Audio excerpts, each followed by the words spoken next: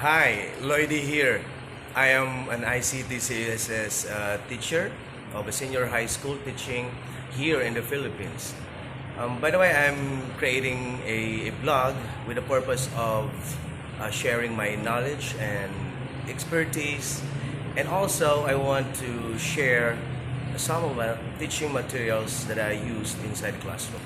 I use Patreon because I believe through this platform I can build a community that has the same interest with me.